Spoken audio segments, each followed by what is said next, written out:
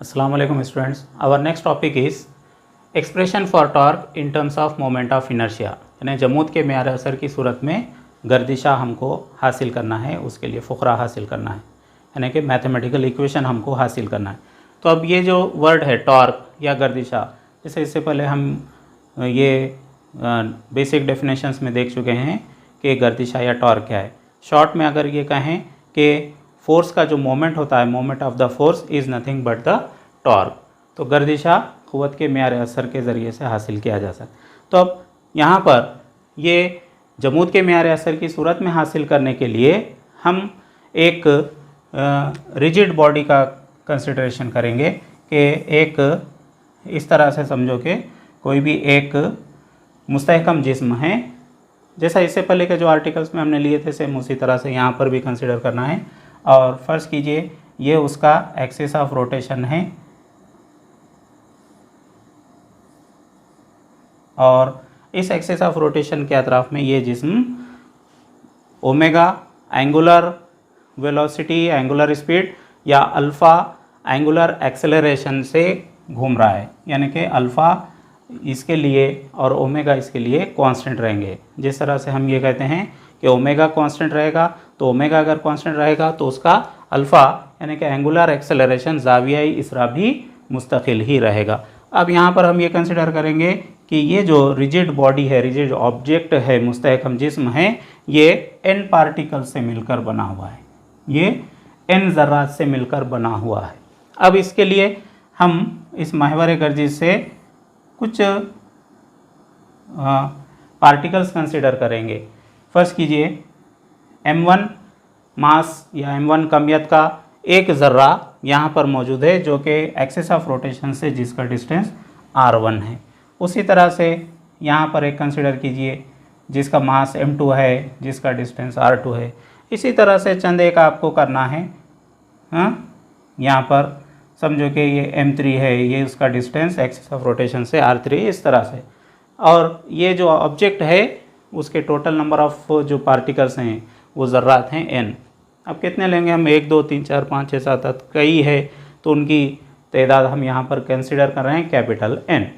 अब ये जितने भी इसके छोटे छोटे पार्टिकल्स हैं, उन पार्टिकल्स के जो मासेस हैं, उन ज़र्रात की कमियतें अगर हम तस्वर करें तो m1 m2 m3 dash dash dash dash dash dash, ये m और ये n, यानी कि nth जो पार्टिकल है n1 जो ज़र्रा है उसकी कमियत mn। और महवर गर्दिश से उनके फासले r1 r2 r3 dash dash dash dash rn, इस तरह से। अब इस पार्टिकल के लिए जो यहाँ पर हम अल्फ़ा ये कंसिडर कर रहे हैं कि ये कांस्टेंट रहेगा, लेकिन हर पार्टिकल के लिए जो लीनियर एक्सेलरेशन है यानी कि ख़ती जो इसरा रहेगा वो मुख्तलिफ रहेगा। क्यों मुख्तलिफ रहेगा? इससे पहले के आर्टिकल में हमने देखे कि उसकी जो ख़ती रफ्तार है वो मुस्तकिल रखती है, तो ख़ती रफ्तार जो रहती है वो बदलती रहती है। तो ख़ती रफ्तार जब बदलेगी तो ख़ती इसरा भी बदलेगा। ज़ावियाई इसरा अगर मुस्तकिल हो तो ज़ावियाई इसरा के लिए हम यहाँ पर अल्फ़ा ले रहे हैं। हाँ, तो यहाँ पर हम लिखेंगे A किसके लिए?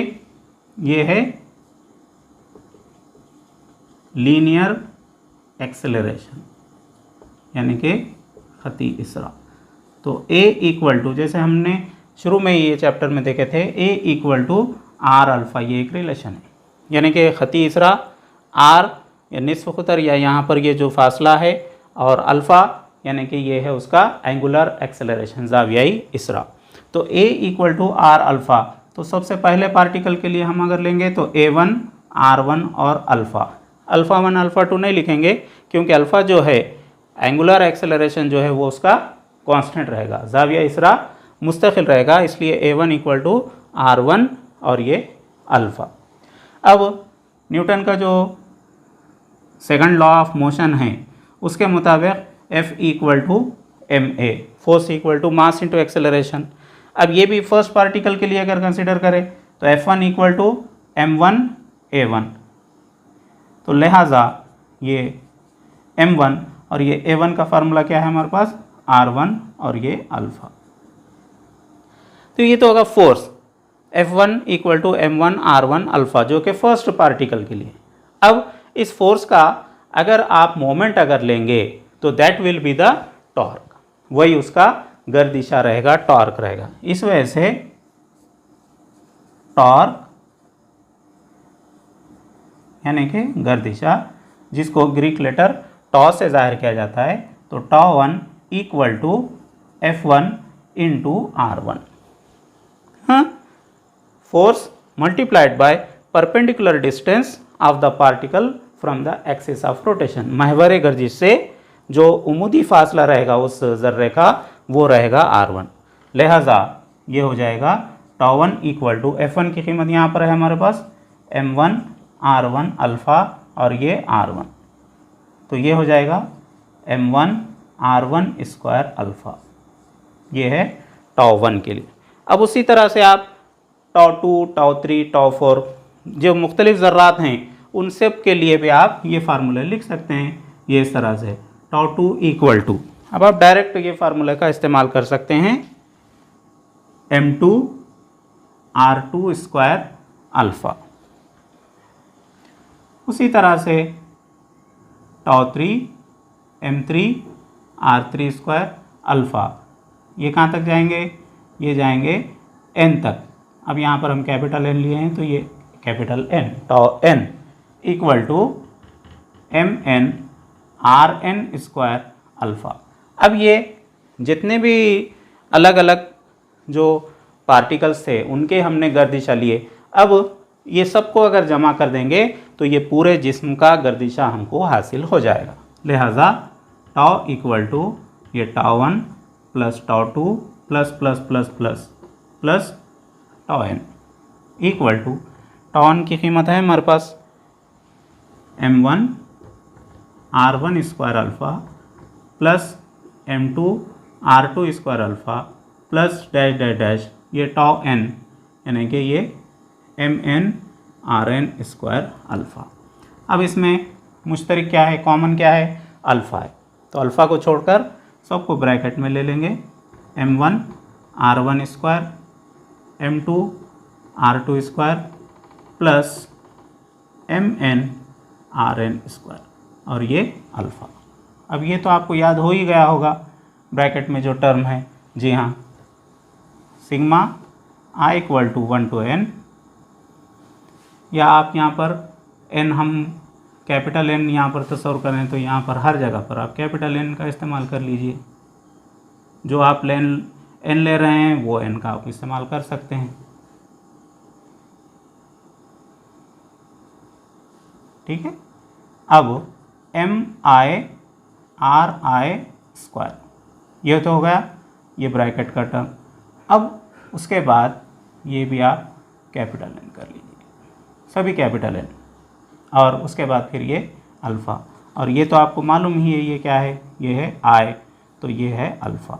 तो इस लिहाज से ये टॉ इक्वल टू I अल्फ़ा, यानी कि गर्दिशा मसावी है ये जमूत का मियार असर, मोमेंट ऑफ इनर्शिया, और अल्फ़ा यानी कि angular acceleration of the object, वो जो ऑब्जेक्ट है जिस्म है उसका ज़ाविया इसरा। ये उसी तरह से एनालॉगस है, F इक्वल टू ma, जिस तरह से ट्रांसलेशनल मोशन में फोर्स काम करता है उसी तरह से रोटेशनल में ये टॉर्क है, गर्दिशा है। तो अब जैसा ये लीनियर एक्सेलरेशन या एंगुलर एक्सेलरेशन, तो जो काम मास का है वो मोमेंट ऑफ इनर्शिया का। तो इस तरह से ये टॉ इक्वल टू I अल्फ़ा जो है ये एनालॉगस है F इक्वल टू ma के। तो इस तरह से this tau equal to I alpha is the expression for the torque in terms of the moment of inertia. अब नेक्स्ट आर्टिकल हम कंजर्वेशन ऑफ एंगुलर मोमेंटम देखेंगे। चलिए नेक्स्ट जो आर्टिकल हम देखेंगे वो है कंजर्वेशन ऑफ एंगुलर मोमेंटम, यानी ज़ाविया मियार हरकत की बहा। अब इससे पहले 11वीं जमात में हम जो कंजर्वेशन ऑफ लीनियर मोमेंटम देखे, ये उसी का एनालॉगस है समझो। ये कौन से इसमें, ये रोटेशनल मोशन में, गर्दिश हरकत में ये खती मियार हरकत की बहा जो हम 11वीं जमात में देखेंगे उसी का मुतमासिल है, वो है ज़ाविया मियार हरकत की बहा। तो अब यहाँ पर हमको इसकी बहा देखने के लिए यही एंगुलर मोमेंटम ज़ाविया मियार हरकत का जो जनरल फार्मूला है, हाँ क्या है वो, L equal to R cross P vector. L यानी कि ये है एंगुलर मोमेंटम, और आर है position vector from the axis of rotation, जो महवर गर्दिश है वहाँ से जो सिमटी जो उसका मुकाम है वो है ये आर वेक्टर, और पी वेक्टर जो है ये है खती मियार हरकत यानी कि लीनियर मोमेंटम। तो L equal to R cross P. अब इसका अगर हम डिफरेंशिएशन लेंगे विथ रेस्पेक्ट टू टाइम, वक्त की निस्बत से तफर्रुख लेने पर,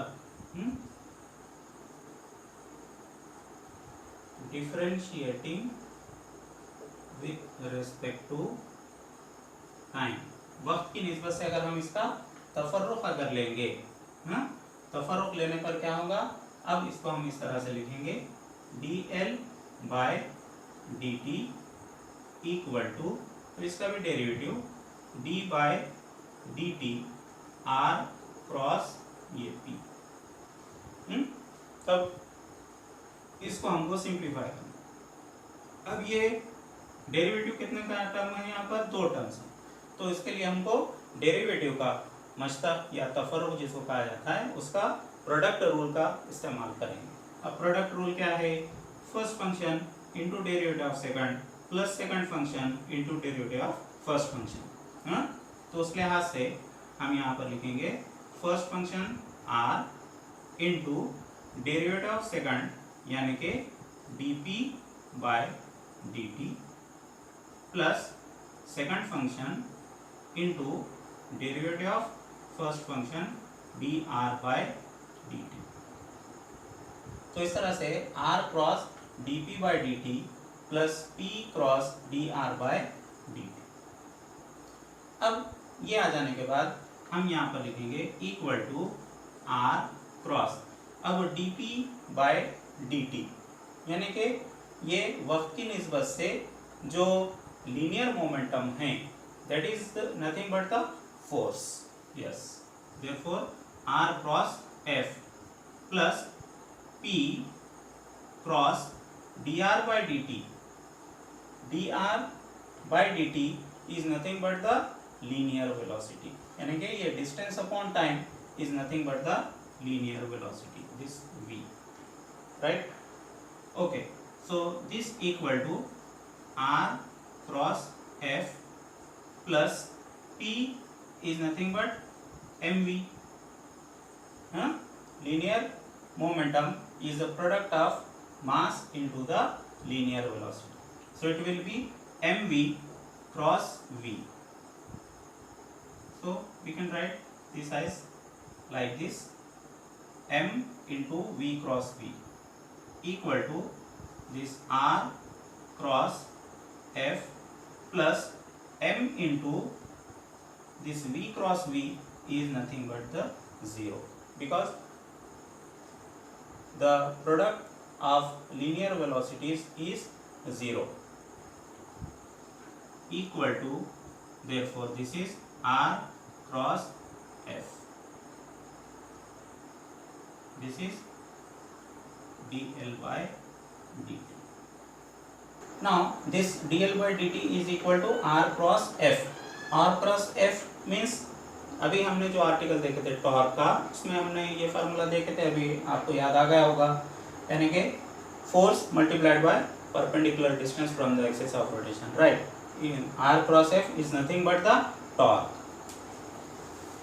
but r cross f is equal to torque, therefore this torque equal to dl by dt. So the torque equal to dl by dt in terms of angular momentum. ज़ावियाई मियार हरकत की सूरत में हम गर्दिश अगर लेंगे तो वो टॉर्क क्या होगा, dl by dt की सूरत में हम उसको लिख सकते हैं। अब tau equal to dl by dt जब फार्मूला आ गया हमको, तो यहाँ पर अगर हम ये करें कि if this tau equal to 0, if the torque is not applying on that object, अगर उस जिस्म पर बैरूनी जो गर्दिशा है एक्सटर्नल अनबैलेंस्ड टॉर्क है वो अगर उस पर अमल ना करे यानी कि if it is zero, then this dl by dt is also zero. ये अगर जीरो है इसका मतलब है dl by dt जीरो है। dl by dt जीरो मतलब derivative of l with respect to time zero है। किसी भी जो टर्म का डेरिवेटिव जीरो कब आता है, जबकि वो कांस्टेंट हो। आपको याद आ गया होगा डेरिवेटिव क्या, कि कांस्टेंट का डेरिवेटिव हमेशा जीरो होता है। तो जब वैल्यू जीरो आ रही है मतलब ये है कि ये l क्या होगा, मस्ट बी कांस्टेंट। l क्या होगा, यहाँ पर मुस्तकिल होगा। l मुस्तकिल है मतलब ये है कि ये l क्या है, एंगुलर मोमेंटम है, ज़ावियाई म्यार है। तो इसका मतलब ये है कि if tau equal to zero then l must be constant. यानी कि जब एक्सटर्नल अनबैलेंस्ड टॉर्क किसी ऑब्जेक्ट पर अप्लाई ना हो, कोई बैरूनी गर्दिशक किसी जिस्म पर अमल ना करे, तब उसका ज़ावियाई म्यार हरकत मुस्तकिल होता है। ये है ज़ावियाई म्यार हरकत की बका का उसूल, कंजर्वेशन ऑफ एंगुलर मोमेंटम। मतलब ये है कि L equal to I omega equal to constant. तो I omega equal to constant यानी कि अगर हम I1 ओमेगा 1 लिखें तो दूसरा इक्वेशन हम लिख सकते हैं I2 ओमेगा 2। क्या लिख सकते हैं, I2 ओमेगा 2। इसी तरह से I3 ओमेगा 3।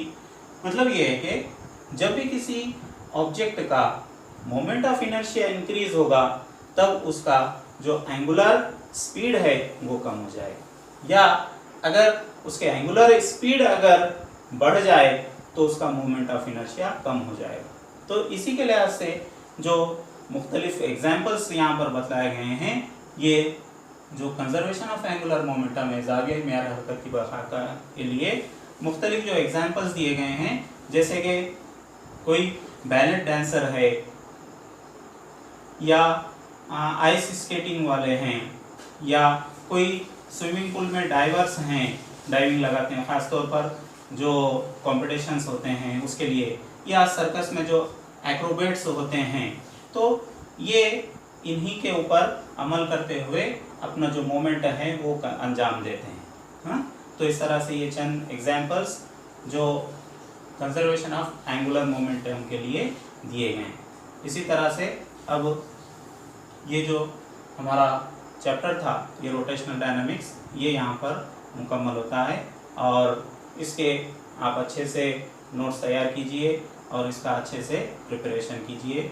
इसके जो न्यूमेरिकल्स दिए गए हैं वो भी अच्छे से सॉल्व कीजिए। Okay, thank you very much.